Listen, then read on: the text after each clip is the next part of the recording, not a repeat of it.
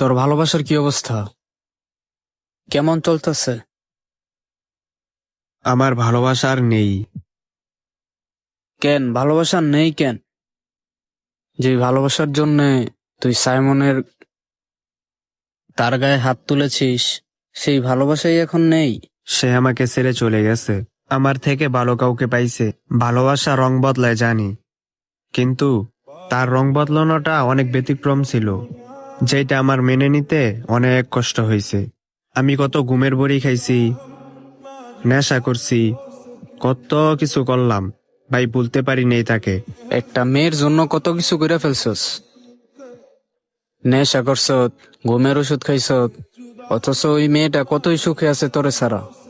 তোর কথা একবার ভাবেও না। আমরা ছেলেরা আসলেই পাগল।